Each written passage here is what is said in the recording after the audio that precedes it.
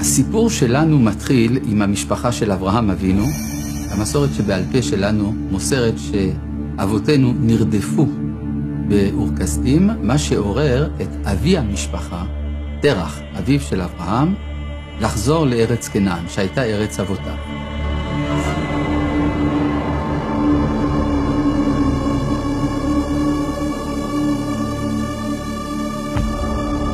צריך להבין דבר אחד מאוד משמעותי, והוא שהסכסוך הישראלי-ערבי הוא במהותו סכסוך דתי.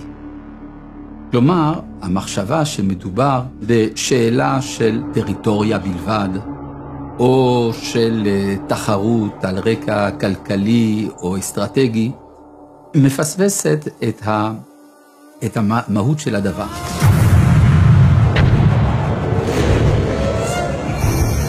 Most people want a simple story. And most people also think in terms that are very good for engineers. Problems, solutions. You come to the Middle East, forget about solutions. פה זה מזרח התיכון, פה לא מערב.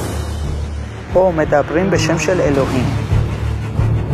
אני רוצה לגלות לכם סוד עכשיו.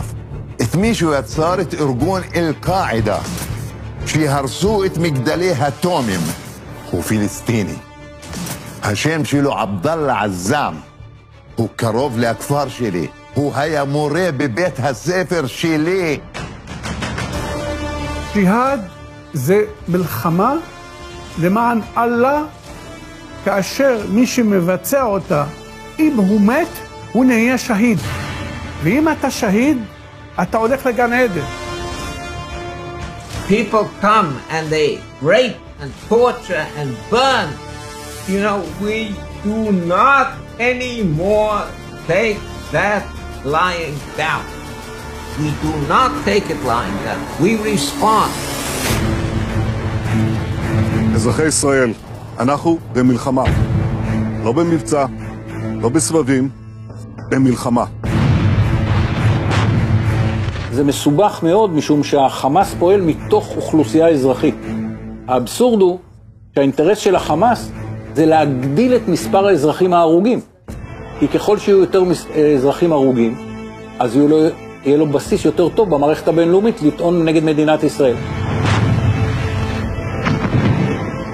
The crime in this whole thing, regardless of who's behind Palestine and who's benefiting from Palestine as an ideology, the true victims in this are the children.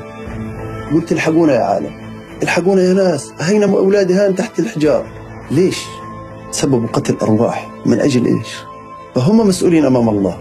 المستويات السياسية والمستويات العسكرية اللي يعني بيخلوا أبنائنا تروح بسبب أطماع، نسأل الله أنه الله ينتقم منه.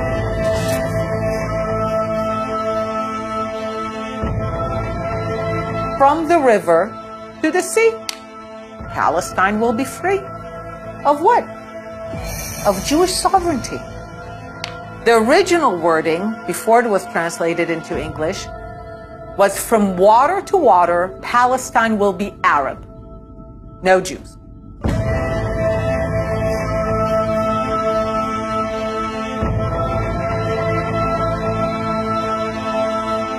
רבותיי, זה wake up call, זה צלצול להעיר את כל עמי העולם, כדי שיבינו לאן המזרח התיכון הולך.